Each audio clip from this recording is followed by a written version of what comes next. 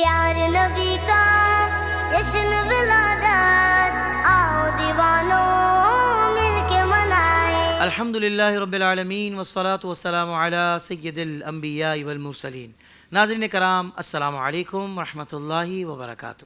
میں ہوں میزبان محمد طاہر قادری اور آپ دیکھ رہے ہیں ماہ میلاد کی خصوصی نشریات، جس کا سیگمنٹ بہت ہی خوبصورت سیگمنٹ شان مصطفیٰ صلی اللہ علیہ وآلہ وسلم اور عقائد اہل سنت. ناظرین کرام، یہ یاد رہے کہ جب تک اپنا عقیدہ نہیں پتہ ہوگا تو کوئی بھی 2 نمبر اسکالر یا سو کالڈ اسکالر جو اپنے آپ کو اسکالر کہتا ہے یا تھوڑا مشہور ہو گیا ہے، غلط بات اگر کرتا ہے اور بنا کے اور سنوار کے کرتا ہے اور اگر آپ کے ذہن میں بیٹھ جاتی ہے اور وہ عقیدہ اور نظریہ بن جاتی ہے تو یہ بہت خطرے والی بات ہے. تو اس کے لیے ضروری ہے کہ آپ خود بھی اور آپ اپنی اولاد کو بھی عقیدہ ضرور سکھائیں، کیونکہ عقیدہ ہے جو ہے نا، وہ ایمان کی بنیاد ہوتا ہے. اگر ایمان مضبوط نہیں ہے، عقیدہ مضبوط نہیں ہے تو پھر اعمال بھی کام نہیں آتے. تو اس لیے ضروری ہے کہ عقیدہ سچا ہونا چاہیے، اور بالخصوص جب بات ہو ذات مصطفیٰ صلی اللہ تعالیٰ علیہ وآلہ وسلم کی تو آپ سے تعلق رکھنے والا ہر عقیدہ بہت اہم ہوتا ہے. اور اسی کو لے کر آج ہم نے ڈسکشن کرنی ہے. آج کا جو ہمارا عنوان ہے وہ بھی انتہائی اہم اور ایمان افروز ہے، نورانیت مصطفیٰ صلی اللہ تعالیٰ علیہ وآلہ وسلم. اب جیسے ہی آپ نے عنوان سنا ہوگا، آپ کے ذہن میں آیا ہوگا ہاں اس پر بھی لوگ بات کرتے ہیں کہ یار حضور نور کیسے ہیں؟ تو نور ہیں تو دلائل کہاں سے ہیں؟ اچھا ہیں تو آپ بشر، تو کیا نور بھی ہیں بشر بھی ہیں؟ دونوں کے بارے میں قرآن میں آتا ہے، دونوں کے بارے میں احادیث میں آیا ہے. جی ہاں، یہی سب بتانے کے لیے آج ہم نے اس عنوان کا انتخاب کیا ہے. اور خوبصورت بات یہ ہے کہ اس پر گفتگو کرنے کے لیے جو علمی شخصیت ہمارے ساتھ تشریف فرما ہے وہ ہے مفتی حسن رضا یلدرم صاحب، جو کہ جہلم سے خاص طور پر تشریف لائے ہیں. مفتی صاحب، سب سے پہلے آپ کو السلام علیکم ورحمۃ اللہ وبرکاتہ. وعلیکم السلام ورحمۃ اللہ وبرکاتہ. حضرت، آپ کی گفتگو کے تو ہم سارے دیوانے ہیں، لیکن ماشاءاللہ آپ کی جو ڈریسنگ ہے وہ بھی بڑی پیاری ہوتی ہے کہ بندہ وہ کہتے ہیں نا کہ دیکھ کر ہی جس کو جو نا ایمان تازہ ہو جائے، اللہ والوں کی یاد آ جائے. سبحان اللہ. آپ کو سلامت رکھے، آپ کی نظروں کا حسن ہے. جزاک اللہ. دعا فرماتے رہیں ہمارے لیے. اور پھر حضرت ٹاپک بھی نورانیت مصطفیٰ ہے، تو اس عنوان کو رکھتے ہی الحمدللہ ایک محفل میں نور و نور محسوس ہو رہا ہے. نور والے نبی کا ذکر نور والے کر رہے ہیں. سبحان اللہ سبحان اللہ سبحان اللہ.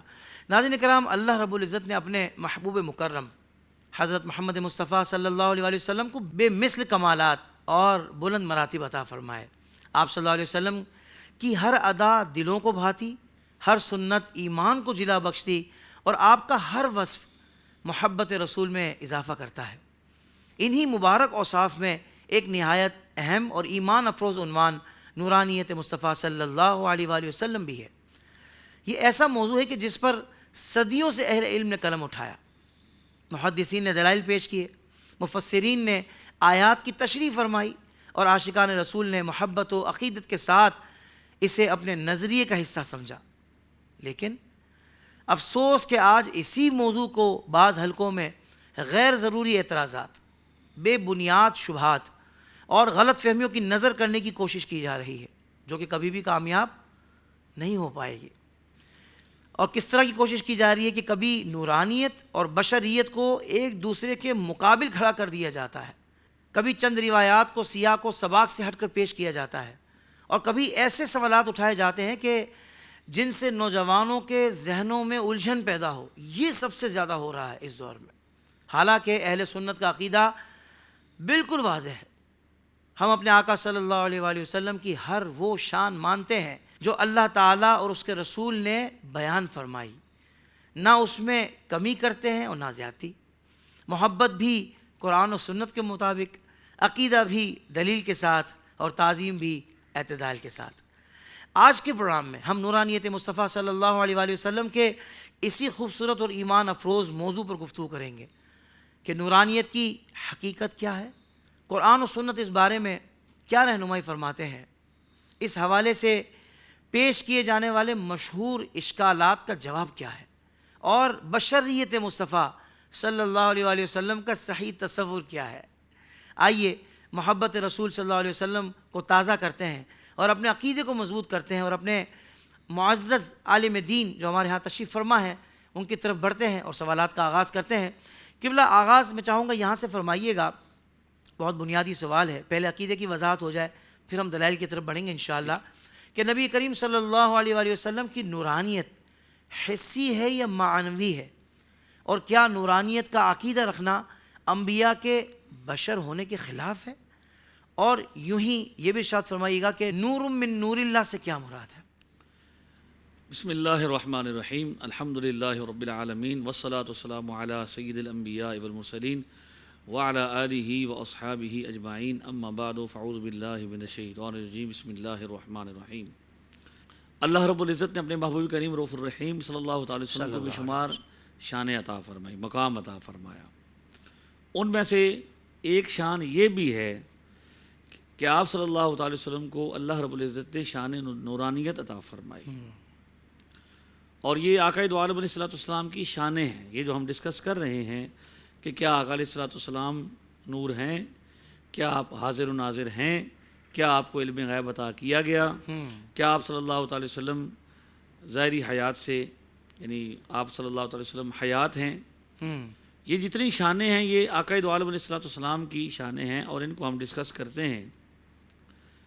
تو یہ ہمارے نصیب میں ہے کہ ہم اس لیے کوشش کرتے ہیں، ہمارے محققین اس لیے اس پر قلم اٹھاتے ہیں، جیسا کہ آپ نے اپنی تمہید میں بھی بڑے خوبصورت انداز میں اس بات کو واضح کیا کہ علماء، محققین، مفسرین، مناطقہ اور اصولیین، بڑے بڑے ہمارے علماء اکابرین اس پر قلم اٹھاتے رہے، لکھتے رہے۔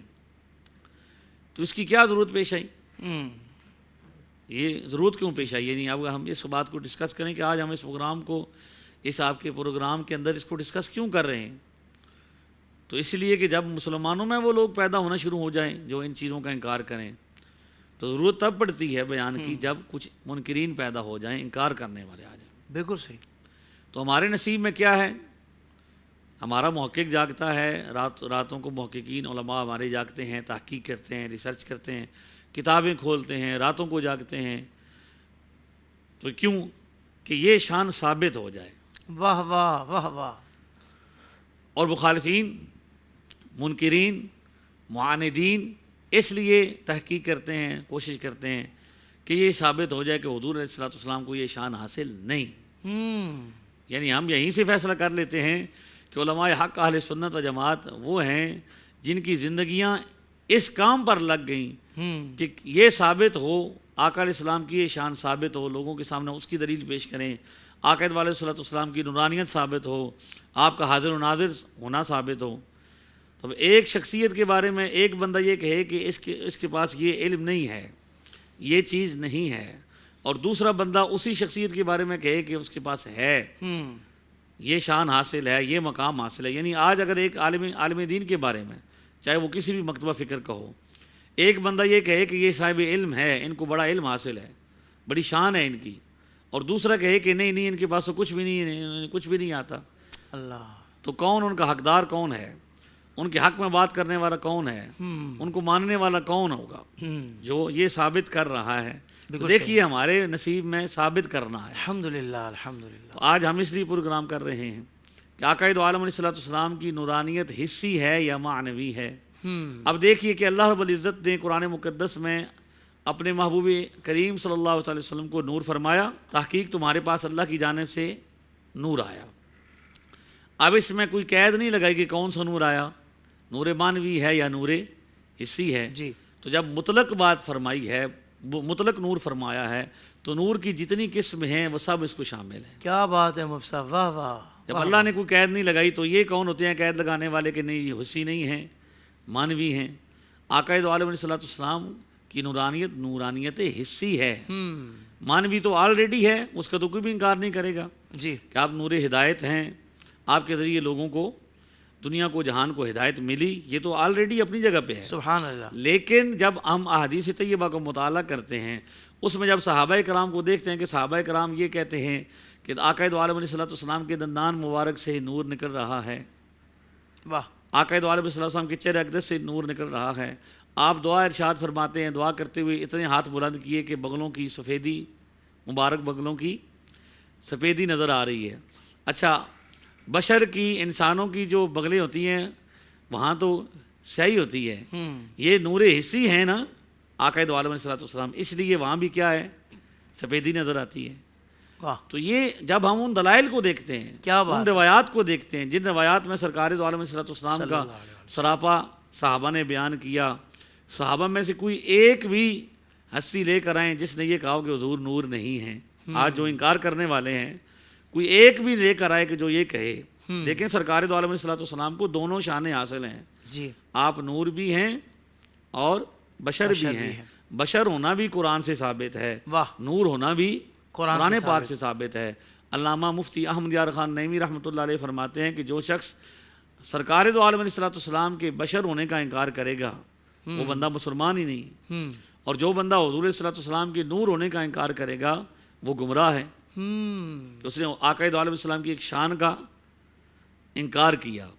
تو اب اللہ رب العزت نے آپ کو نور فرمایا, نور بنا کر بھیجا, ارشاد فرمایا کہ تمہاری طرف سے تمہاری جانب اللہ کی طرف سے ایک نور آ رہا ہے. تو جب ہم ان دلائل کو دیکھتے ہیں تو آقا دو عالم صلی اللہ علیہ وسلم نور حسی ہیں. اس کے دلائل اس پر مستقل کتابیں موجود ہیں, ہمارے محققین نے اس پر پوری کتابیں لکھی ہیں. اور دوسرا سوال آپ کا یہ تھا, سوال کا دوسرا حصہ یہ ہے کہ کیا نورانیت مصطفیٰ صلی اللہ علیہ وسلم کا عقیدہ رکھنا انبیاء کے بشر ہونے کے خلاف ہے؟ اب یہ معاندین مخالفین کی جانب سے ایک عقلی اعتراض ہے کہ جب آپ کہتے ہیں بھی نور ہے تو نور اور بشر تو الگ الگ کیٹیگریز ہیں, تو کیا دونوں ایک ذات میں جمع ہو سکتی ہیں؟ تو یہ ایک عقلی اعتراض کرتے ہیں. تو وہ کیسے ممکن ہے جی جو بشر بھی ہیں تو پھر نور بھی ہیں؟ تو اس کا جواب بھی قرآن پاک سے ہی ہم دیتے ہیں. سبحان اللہ, واہ واہ. سورہ مریم میں جب حضرت جبریل تشریف لائے تو وہ بشر کی صورت میں تشریف لائے. جب حضرت مریم کے پاس حضرت جبرائیل علیہ السلام تشریف لائے اللہ کے حکم سے کہ تاکہ ان کو ایک صاف ستھرا بیٹا عطا کریں, تو اس وقت کیا ہوا, وہ ایک بشر کی صورت میں آئے. صحیح. تو اب قرآن کریم سے ہی ثابت ہوا کہ حضرت جبریل تشریف لائے ہیں اور وہ بشر کی صورت میں آئے ہیں. تو اب ان کا بشر بننا نور کے خلاف ہوا؟ نہ ہوا. نور کی نفی ہو گئی. کیا بات ہے. تو اس لیے یہ بات تو اب اللہ تعالیٰ کی قدرت ہے کہ وہ آقا دو عالم علیہ السلام کو ایسی شان عطا فرمائی ہے کہ بشر ہونا ہے, لیکن بشر ہونا ایسا نہیں, حضور بشر ہیں لیکن بشر کی طرح نہیں ہیں. بشر ہیں لیکن کل بشر نہیں ہیں. کل بشر نہیں ہے. یہ جو کہتے ہیں نا کہ ہماری طرح بشر ہے, جی جی جی جی, یہ ہمارا عقیدہ نہیں ہے. اللہ ہمیں اس سے پناہ دے. پوری دنیا کے کثیر مسلمان, قدیم مسلمان, اہل سنت و جماعت پہلی صدی کے مسلمان, ان کا نظریہ یہ ہے کہ آقا دو عالم صلی اللہ علیہ وسلم کو اللہ نے بشریت عطا فرمائی کیونکہ آپ کو جن سے انسانیت سے پیدا فرمایا. واہ. کہ انسانوں کی طرف جو بھیجنا تھا, آپ کے پاس وہ رسول تشریف لائے, وہ شانوں والے جو انسانیت کی جنس سے ہیں, جن سے انسانیت سے ہیں, تاکہ ان کا پھر اسوہ حسنہ ہمارے لیے نمونہ ہو. واہ. اگر اللہ کسی فرشتوں کو بھیجتا تو اس کا اسوہ حسنہ ہمارے لیے نمونہ نہیں بن سکتا تھا. لہذا آقا دو عالم صلی اللہ علیہ وسلم تعلیم انسانیت کے لیے تشریف لائے, تو اس لیے جن سے انسانیت میں بھیجا.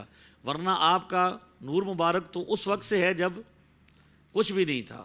آدم علیہ السلام ابھی مٹی اور گارے کے درمیان ہیں, اس وقت بھی حضور فرما رہے ہیں کہ ہمارا نور اس وقت بھی موجود تھا. تو اصل آپ کا نور ہی ہونا ہے. جی. نورانیت کا عقیدہ رکھنا انبیاء علیہ السلام کے بشر ہونے کے خلاف نہیں ہے. اللہ قادر مطلق ہے, صحیح, اللہ کل شیء قدیر ہے. وہ دو شانوں کو, دو مقامات کو ایک مقام پہ جمع کر سکتا ہے. بے شک. سبحان اللہ. یہ تو اللہ تعالیٰ کی قدرت پر اعتراض ہوا کہ وہ کیسے ہو سکتا ہے. اچھا, یہ صرف حضرت جبریل کی میں نے مثال پیش کی. یہی جبریل علیہ السلام صحیح مسلم کی روایت جسے حدیث احسان کہتے ہیں, اس مقام پر جب آقا دو عالم السلام کی برگاہ میں حاضر ہوئے تو صحابہ کیا کہتے ہیں کہ ہم نے دیکھا کہ ایک نوجوان آیا, سخت سیاہ بال ہیں, سفید لباس پہنا ہوا ہے, سفر کا کوئی اثر نہیں ہے. تو وہ آ کے آقا دو عالم السلام سے انہوں نے سوال شروع کیے, اسلام کیا ہے, ایمان کیا ہے, احسان کیا ہے. یہ بڑی معروف روایت ہے. تو جب وہ تشریف لے گئے تو حضور علیہ السلام نے پوچھا, آقا کریم علیہ السلام نے پوچھا جانتے ہو کون ہے؟ تو صحابہ کرام نے عرض کی یا رسول اللہ, اللہ اور اس کا رسول بہتر جانتے ہیں. تو فرمایا کہ یہ جبریل ہیں جو تمہیں دین سکھانے کے لیے آئے تھے, یعنی سائل بن کے آئے تاکہ میں سوال کروں گا. تو اب یہاں بھی دیکھیے کہ حضرت جبریل نور ہونے کے باوجود بشر کی صورت میں آئے. سبحان اللہ. اسی طرح روایات بھری پڑی ہیں کہ کن کن مقامات پہ کوئی فرشتہ آیا تو وہ انسانی شکل میں آیا, حضرت دحیہ کلبی کی صورت میں فرشتہ تشریف لایا. تو یہ ساری روایات بھری پڑی ہیں. تو اس سے یہ ثابت ہوتا ہے کہ نور ہونے کا عقیدہ بشریت کے خلاف نہیں ہے. اور تیسرا سوال کا حصہ آپ کا یہ ہے کہ نور من نور اللہ. جی. اب اس کو بڑا سمجھنا ہے کہ اس کو آج کل سوشل میڈیا پر بہت زیادہ اٹھایا جاتا ہے. ہماری آپ کے اس پلیٹ فارم کے ذریعے نوجوان نسل کو یہ دعوت ہے کہ آپ ضرور ریسرچ کریں، آپ ضرور پڑھیں. ہم آپ کو پڑھنے سے نہیں روکتے، آپ احادیث پڑھیں، آپ روایات پڑھیں، لیکن اس حوالے سے جو اتنا ہمارے علماء نے لکھا ہے، اکابرین نے لکھا ہے، اس حوالے سے ریسرچ کریں کہ موقف کیا ہے. سب سے پہلے آپ موقف تو رکھیں. بس یہ جی یہ نور من نور اللہ کا عقیدہ رکھتے ہیں، ان کا عقیدہ یہ ہے کہ سرکار دو عالم علیہ الصلوۃ والسلام اللہ کے نور سے پیدا ہوئے اور اللہ کی طرح ہیں اور یہ اللہ کی مثلیت کا دعویٰ کرنے والے ہیں.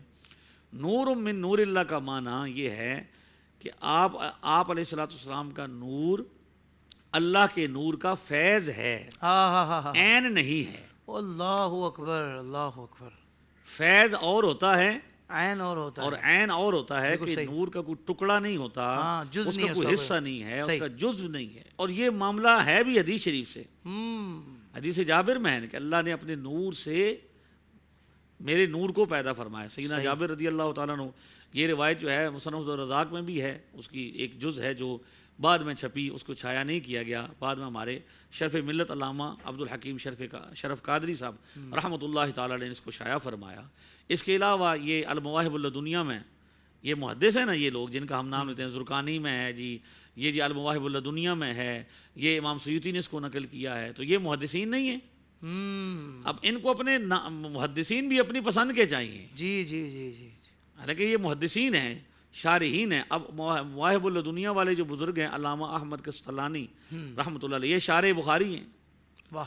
تو انہوں نے بھی اس کو نقل فرمایا اور یہ دکھایا کہ یہ روایات ذکر کی کہ حضور علیہ الصلوۃ والسلام نے خود یہ ارشاد فرمایا کہ اللہ نے میرے نور سے باقی اشیاء کو پیدا کیا. تو نور من نور اللہ کا عقیدہ بالکل اسلامی عقیدہ ہے. اور اس سے مراد کیا ہے؟ جب ایسے قرآن پاک میں قد جاءکم من اللہ نور، یہی مراد ہے نا، اللہ کی طرف سے آیا، واہ، اللہ نے بھیجا. واہ. اسی طرح یریدون لیطفئوا نور اللہ، کافر یہ چاہتے ہیں کہ وہ اللہ کے نور کو بجھا دیں. تو یہاں بھی اللہ کا نور کون ہے؟ اللہ نے کیا فرمایا کہ کافر یہ چاہتے ہیں کہ اللہ کے نور کو بجھا دیں. تو یہاں اللہ کے نور سے کون مراد ہے؟ حضور مراد. اگر اس نور من نور اللہ پہ اعتراض ہے تو اس آیت کریمہ پہ بھی اعتراض ہونا چاہیے. اللہ اکبر. جامع ترمذی کی روایت ہے، جو کسی کی جامعہ ترمذی ہے، واہ واہ واہ. ٹھیک ہے، اس میں یہ روایت ہے کہ اتقوا فراست المؤمن فإنه ينظر بنور اللہ. اللہ مومن کی فراست سے ڈرو، بچو کہ وہ اللہ کے نور سے دیکھتا ہے. تو یہاں نور اللہ سے کیا مراد ہے؟ اوہ کیا خوبصورت بات. واہ. جو اس آیت کریمہ میں نور اللہ کا معنی ہے، جو اس حدیث مشہور میں نور اللہ کا معنی ہے، یہی نور من نور اللہ کا معنی ہے. بہت اچھے مفتی صاحب، بہت اچھے. سبحان اللہ. حضرت ابھی جو عقیدہ بیان کیا گیا، اس پر قرآن و سنت سے ہمیں کیا دلائل ملتے ہیں جس کے سبب ہم یہ عقیدہ رکھتے ہیں؟ دیکھ لیجیے بھی قرآن پاک میں روایات کے لحاظ سے، آیات کے لحاظ سے اور احادیث کے لحاظ سے بہت زیادہ مواد ہے. صحیح. اور اس پر مستقل کتابیں لکھی گئیں. صحیح. سید اعلی حضرت رضی اللہ تعالیٰ عنہ نے اس پر کئی رسائل لکھے. سب سے پہلے جو آیت کریمہ میں نے آپ کے سامنے پیش کی، جس میں اللہ رب العزت نے کیا ارشاد فرمایا، تحقیق تمہارے پاس اللہ کی طرف سے نور آیا. آگے ہے وکتاب مبین، اور ایک روشن واضح کتاب آئی. اب کچھ لوگ یہاں پہ کہتے ہیں کہ اب یہاں پہ سب سے پہلے تو مفسرین سے پوچھیں گے. جی. یہ بڑا مسئلہ ہے کہ آج ہر چیز کو محدثین کے منہج پر پرکھا جاتا ہے. یہ کہا جاتا ہے کہ یہ بتائیں جی کس حدیث میں ہے. حالانکہ لکل فن رجال، ہر فن کا ایک مرد ہوتا ہے اور ہر بات کی ایک جگہ ہوتی ہے. واہ. محدثین کا فن الگ ہے، ان کی کتابیں الگ ہیں. مفسرین کا فن الگ ہے، ان کی کتابیں الگ. سیرت نگاروں کا فن الگ ہے اور ان کے امام بھی الگ. یعنی ہر فن کی کتابیں بھی ہیں، ان کے اصول بھی الگ ہیں اور ان کے امام بھی الگ ہیں. جب ہم بات کریں گے سیرت کی کتاب کی، یعنی کسی روایت کو ہم ڈسکس کر رہے ہیں تو وہ سیرت سے لے رہے ہیں، تو اس کو پرکھنے کے لیے منہج بھی سیرت نگاروں کا دیکھا جائے گا. یعنی اب الیکٹریشین کی بات ہے تو پلمبر سے نہیں پوچھی جائے گی. کیا بات ہے. واہ واہ واہ واہ. یہ آسان ہے نا زیادہ. بہت زبردست. یعنی اگر آپ میڈیکل میں بھی ڈاکٹرز مختلف کیٹیگریز کے ہوتے ہیں، اسپیشلسٹ ہوتے ہیں. اگر آپ دل کے ڈاکٹر کے پاس آنکھ کا مسئلہ لے کے جائیں گے تو کیا کہے گا کہ یہ میرا فن نہیں ہے، گڑبڑ ہو جائے گی. آپ کہیں بھائی آپ تو ڈاکٹر ہیں، تو ڈاکٹر ہوتا ہے، تو وہ کہے گا بھائی ہر فن کا ماہر ہوتا ہے، میرا شعبہ الگ ہے. یہاں ہم نے یہ دیکھنا ہے کہ جو مرویات، جو روایات یعنی جو آیت کریمہ ہم پیش کر رہے ہیں، اب اس کا فیصلہ کس سے کرائیں گے کہ بھئی نور سے کیا مراد ہے؟ اب یہاں پہ مخالفین یہ کہتے ہیں کہ نور سے مراد قرآن ہی ہے، اللہ کی طرف سے تمہاری طرف سے صرف قرآن آیا. تو ہم کہہ رہے ہیں کہ یہاں پہ وو ہے، وو یہ عاطفہ ہے. سادے لفظوں میں اردو میں بھی ہم جب بولتے ہیں، ہر زبان میں بولتے ہیں، ہم یہ کہتے ہیں کہ یہ کپ ہے اور یہ موبائل ہے. صحیح. یہ حافظ صاحب ہیں اور یہ مولانا صاحب ہیں. ہاں تو اور بولتے ہیں کہ نہیں بولتے؟ بالکل ہے، صحیح ہے. تو اور کا کیا معنی ہوتا ہے؟ بھئی جو پہلے ذکر ہو رہا ہے اور جو بعد میں ذکر ہو رہا ہے دونوں الگ الگ چیزیں ہیں. وہ سے یہ ظاہر ہوتا ہے، وہ اس لیے لائی جاتی ہے اور اس لیے بولا جاتا ہے کہ نور اور چیز ہے اور کتاب اور چیز ہے. نور و کتاب مبین. کتاب نور آیا اور کتاب آئی. واہ. دو چیزیں آئی ہیں نا بھائی. ایک تو تشریف لائے نور، نور. دوسرے یعنی صاحب کتاب اور کتاب. واہ. تو یہ سب سے بڑی دلیل ہے قرآن مقدس میں، جس میں اللہ رب العزت نے سرکار دو عالم علیہ السلام کو کیا ارشاد فرمایا کہ آپ کیا ہیں؟ نور ہیں. اس کے علاوہ روایات میں خود حضور علیہ السلام نے اپنے آپ کے لیے دعا کی کہ یا اللہ مجھے نور بنا. صحابہ کرام نے سرکار دو عالم علیہ السلام کو نور فرمایا. آپ وہ روایات پڑھیں، وہ احادیث پڑھیں، اس میں بے شمار روایات ہیں جس میں سرکار دو عالم علیہ السلام کے صحابہ نے حضور کو کیا فرمایا کہ وہ کیا ہیں؟ نور. یہ ماننا پڑے گا سرکار دو عالم علیہ السلام جو ہیں وہ نور ہیں اور اللہ کی جانب سے وہ تشریف لائے. اسی طرح روایات کے اندر بہت زیادہ روایات ہیں جن کے اندر یہ موجود ہے کہ سرکار دو عالم علیہ السلام کے حوالے سے صحابہ کرام نے یہ بتایا کہ آقا دو عالم علیہ السلام کا چہرہ اقدس کیسے ہے؟ جیسے اس کے اندر روشنی پھوٹ رہی ہو. واہ. آپ صلی اللہ تعالی وسلم تبسم فرماتے تھے تو آپ کے دندان مقدسہ سے نور نکلتا تھا.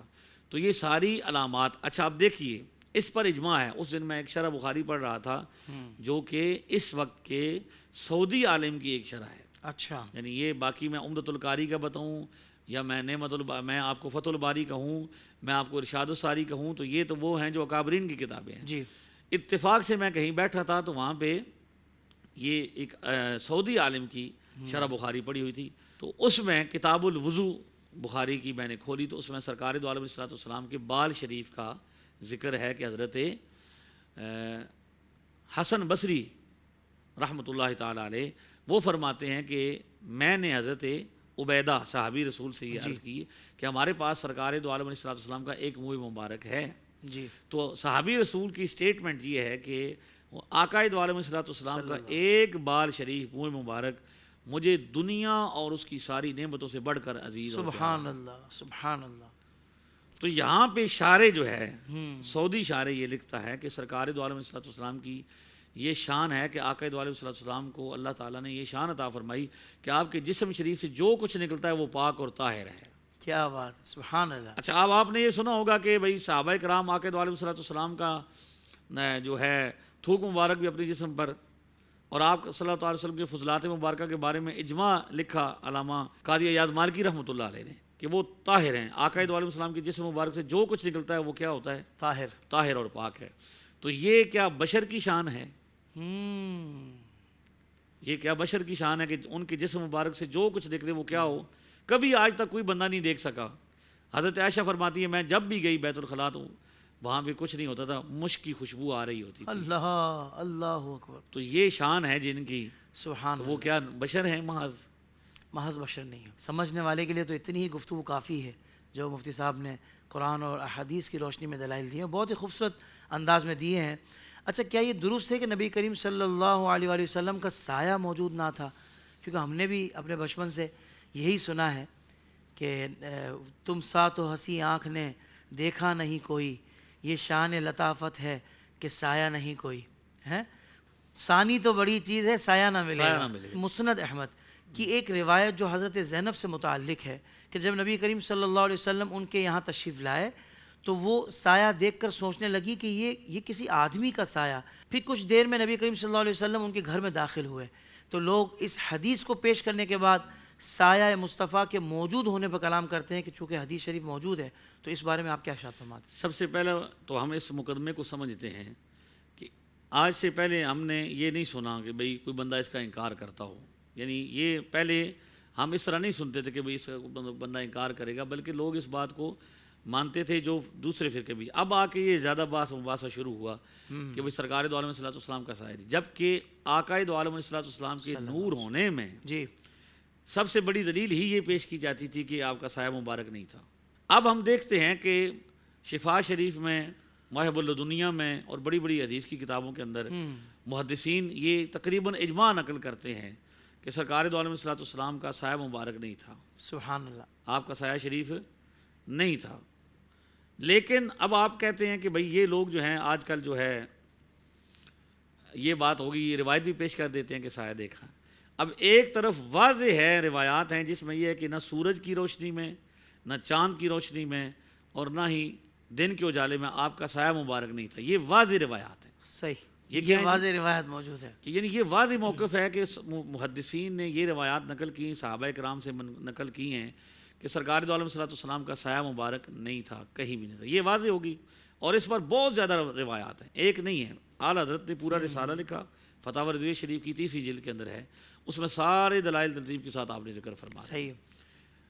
اب آپ کہتے ہیں کہ بھئی کچھ لوگ یہ کہتے ہیں کہ مسند احمد کی جو روایت ہے, اب قطع نظر اس کے کہ اس کی اسنادی حیثیت کیا ہے, اس کے اندر ضعیف روایت, ضعیف راوی ہے, یہ ضعیف ہے, اور اس پر کلام ہے باقاعدہ کہ یہ روایت اصول محدثین کے مطابق صحیح نہیں ہے. صحیح.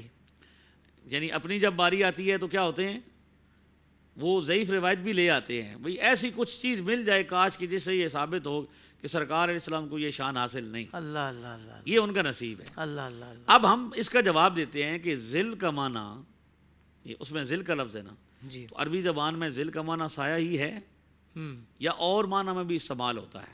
صحیح. تو آپ کے پروگرام کے تھرو میں دعوت دیتا ہوں ریسرچ کی, ہاں ہاں ہاں ہاں, چھوٹے بڑے تمام ریسرچوں کو ہاں ہاں, بہت ریسرچ اچھے, کرو بہت اچھے. اور لغت عرب کی کتابیں اٹھاؤ اور اس میں پڑھو کہ ذل کا معنی کتنے معنی بیان کیے گئے. صحیح ہے.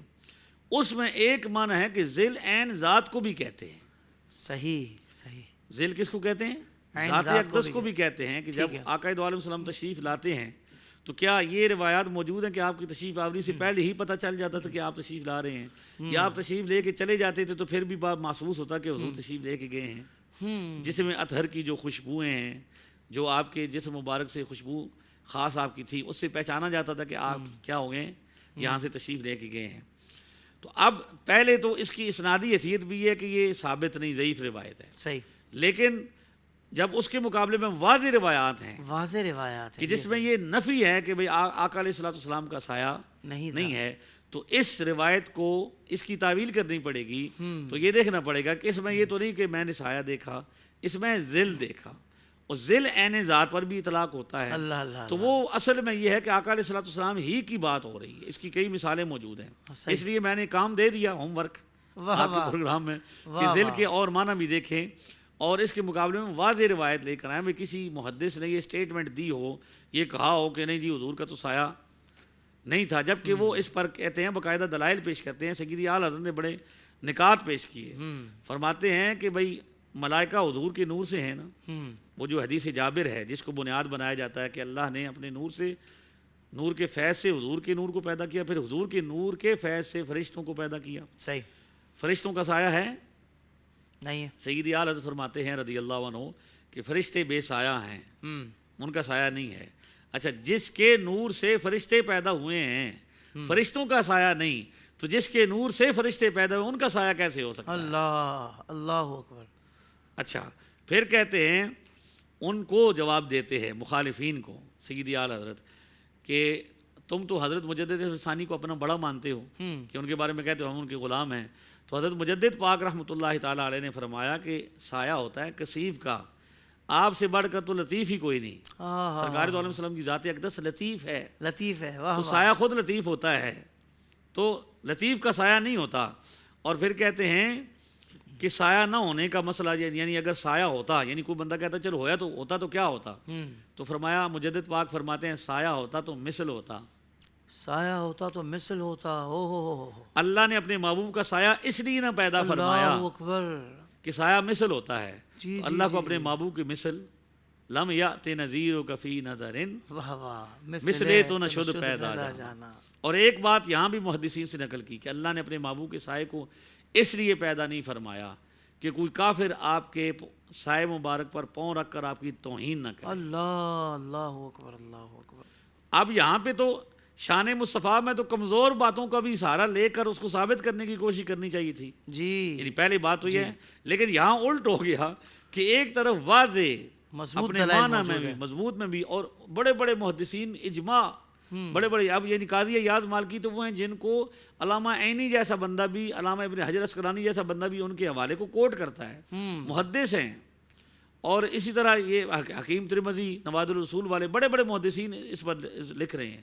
تو چاہیے تو یہ تھا کہ اب ہم جب کہتے ہیں، جب ہم روایت پیش کرتے کہتے ہیں اصول محدثین پر دیکھیں، اصول محدثین پر دیکھیں، یہاں اصول محدثین کہاں جاتا ہے جی جی کہ وہ تو روایات لے کر آئے اور انہوں نے نور ہونے کے دلائل میں اس بات کو کوٹ کیا، شان مصطفیٰ میں اس کو کوٹ کیا کہ آقا دو عالم صلی اللہ علیہ وسلم کا سایہ اس لیے پیدا نہیں کیا گیا کہ آقا علیہ السلام کا مثل ہی کوئی نہیں ہے، آہا صحابی مثل ہوتا، اس لیے نہیں پیدا فرمایا گیا کہ کوئی بے ادبی نہ کرے، واہ اس لیے نہیں پیدا کیا گیا کہ بھئی سایہ تو کثیف کا ہوتا ہے، آپ تو خود لطیف ہیں، آپ سے زیادہ تو لطیف ہی کوئی نہیں ہو سکتا۔ سبحان اللہ سبحان اللہ۔ ویسے میں بھی یہی بات کہوں گا، ہم یہ غور کریں کہ ہم کس طبقے سے ہیں، یعنی ہم شان جو ثابت شدہ ہے اس کو بیان کرنے پر راضی ہیں اور اسی کے لیے تیاری بھی کر رہے ہوتے ہیں، اور جو حضور کی شان کے منکرین ہیں وہ بیچارے اسی میں لگے رہتے ہیں کہ اتنی ساری مضبوط روایت کو چھوڑ کر ایک ایسی روایت کے جس میں دوسرے معنی بھی موجود ہے اس لفظ کے ہیں، تو اس طرف وہ جا ہی نہیں رہے۔ تو خود غور کرنا چاہیے کہ آخر آپ کے کیا مقاصد ہیں، آپ دنیا میں کیوں آئے ہیں؟ اس لیے آئے ہیں کہ اللہ کے محبوب کی شانوں کو گھٹاتے رہیں یا کم کرتے رہیں، یہ کبھی بھی نہیں ہو پائے گا۔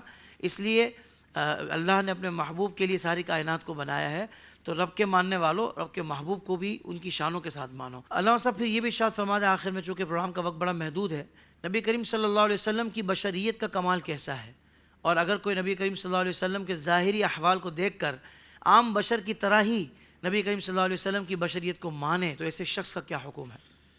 بہت اہم سوال ہے، اور میں اس کو بڑے مختصر الفاظ میں سمیٹتے ہوئے عرض کرتا ہوں کہ بھئی یہ میں نے ابھی گزارش کی آپ کی پروگرام کی ابتدا میں کہ اللہ تعالیٰ نے آپ کو کیا شان عطا فرمائی، یعنی بشر ہیں لیکن بشر کی طرح نہیں ہے۔ ہاں صحابہ کرام نے صوم وصال رکھا، سرکار دو عالم صلی اللہ علیہ وسلم صوم وصال رکھتے تھے، اور صحابہ کمزور ہو گئے، تو حضور نے پوچھا کیوں کمزور ہو گئے ہو؟ تو عرض کی یا رسول اللہ ہم بھی آپ کی طرح صوم وصال رکھ رہے ہیں آپ کی پیروی میں۔ تو آپ نے فرمایا کہ ایکم مثلی، تم میں سے کوئی بندہ میرا مثل نہیں ہے۔ صحابہ کرام بھی سرکار کو اپنا مثل نہیں سمجھتے تھے، اور سرکار دو علیہ الصلوۃ والسلام نے بھی اللہ اکبر کبھی بھی یہ نہیں فرمایا کہ تم میری مثل ہو، یعنی یہ کافروں کو فرمایا کہ بحیثیت انسان میں تمہارے درمیان تشریف لایا ہوں، جی جی جی جی جی مومنوں کو نہیں فرمایا، انہیں فرمایا کہ میں تمہارے درمیان تم یہ کہتے ہو۔ اور دیکھیے مزے کی بات یہ ہے کہ قرآن مقدس آپ پڑھیں گے تو جتنے بھی انبیاء سابقین تشریف لائے علی نبینا و علیہ الصلوۃ والسلام، جتنے انبیاء ہیں سب قابل عزت تکریم ہیں۔ بے شک ہر نبی کا اعتراض کرنے والا کافر یہ کہتا ہے یہ تو ہم جیسا بشر ہے، یہ تو بازاروں میں پھرتے ہیں، یہ کھانا کھاتے ہیں، یہ شادیاں کرتے ہیں، ان کے بچے پیدا، وہی اعتراضات جو کافرین جی سابقہ انبیاء پر کرتے تھے، اس امت کے منکرین بھی اپنے نبی پاک صلی اللہ علیہ وسلم کے بارے میں یہی باتیں کر رہے ہیں۔ اللہ اللہ تو بشر سمجھنے کا یہ مطلب نہیں کہ بھئی آپ یہ بشر سمجھ، جس طرح میں بشر ہوں اس طرح وہ بشر ہے۔ اگر اس طرح بھی دیکھا جائے تو وہ روایات پیش کی جائیں جس میں سرکار ابد قرار صلی اللہ علیہ وسلم کا مبارک پسینے کی خوشبو آ رہی ہے۔ ہاں آج کا جو بشر ہے وہ تو اپنے پسینے کو کیا کرتا ہے، صحابی اس صحابیہ جو ہیں وہ پسینہ مبارک کو جمع کر رہی ہیں، واللہ جو مل جائے میرے گل کا پسینہ، مانگے نہ کبھی عطر نہ پھر چاہے دلہن پھول۔ واہ واہ واہ تو یہ اگر آپ ان روایات کو پڑھیں گے کہ صحابہ کرام سرکار دو علیہ السلام کے جسم اطہر سے نکلنے والی جو چیزیں ہیں ان کو تبرک کے طور پر استعمال کرتے ہیں، برکت کے لیے رکھتے ہیں، اور اپنی دلہن کو، بچیوں کو دلہن کے تحفے میں دے رہے ہیں۔ اس سے پتہ چلتا ہے کہ یہ حضور علیہ السلام کو صحابہ بھی وہ سٹیٹس نہیں دیتے تھے جو یہ منکرین دینا چاہتے ہیں۔ لہٰذا جو بندہ سرکار دو عالم صلی اللہ علیہ وسلم کو محض بشر سمجھے اور یہ سمجھے کہ اس کی مراد یہ ہے کہ یہ تو شان ہی کو نہیں ہے، یہ تو مقام ہی کو نہیں ہے، ایسا شخص گمراہ ہے، گمراہ ہے۔ اسے چاہیے کہ وہ ہدایت حاصل کرے صحیح اور روایات کو پڑھے۔ آپ کے اس پروگرام کے تھرو میں یہ پیغام دیتا ہوں کہ آپ جب بخاری پڑھتے ہیں تو بخاری اینک عشق رسول کی لگا کر پڑھیں، مسلم پڑھتے ہیں تو اس میں پڑھیں کہ کتنی کتنی مرویات ہیں جس سے حضور کی یہ شانیں ظاہر ہوتی ہیں۔ سبحان اللہ سبحان اللہ۔ مفتی صاحب نے بہت ہی خوبصورت مدلل گفتگو فرمائی ہے، اور میں تو ناظرین کو کہوں گا کہ مزید عشق بڑھانے کے لیے قصیدہ نور پڑھ کے دیکھیں۔ صبح طیبہ میں ہوئی بٹتا ہے باڑا نور کا، صدقہ لینے نور کا آیا ہے تارا نور کا، اور جو گدا دیکھو لیے جاتا ہے توڑا نور کا، نور کی سرکار ہے کیا اس میں توڑا نور کا، اور تیری نسل پاک میں ہے بچہ بچہ نور کا، تو ہے عین نور تیرا سب گھرانہ نور کا۔ اللہ تبارک و تعالی ہمیں نور والے آقا سے سچی اور کامل محبت عطا فرمائے، اور اسی خوشبودار مہکے ہوئے عقیدے پر زندگی اور اسی پر عافیت والی شہادت والی موت عطا فرمائے۔ مفتی صاحب بہت شکریہ، آپ نے وقت عطا فرمایا۔ ناظرین کرام، پھر انشاءاللہ ایک اور عنوان کے ساتھ دوبارہ حاضر ہوں گے، گفتگو ہوگی، تب تک کے لیے اجازت۔ السلام علیکم ورحمۃ اللہ وبرکاتہ۔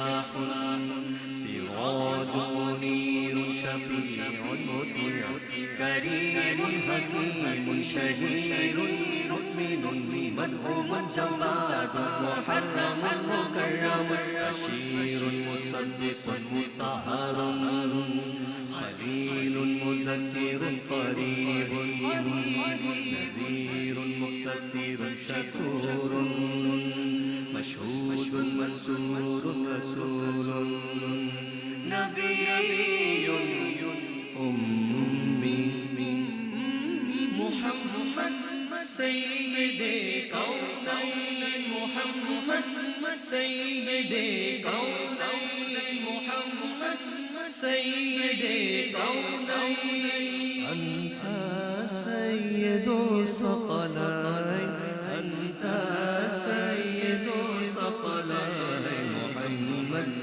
سید کونین محمد سید کونین کلیم اللہ حبیب اللہ صفی اللہ نجی اللہ حریص علیکم طه یاسین طاسین حمیم عبد اللہ مکی مدنی عربی اودان مدثر مزمل حبیب حق امین حسیب مبین ہادم داع شاف ماح ناح نبی الرحمہ خاتم الرسل خاتم الانبیاء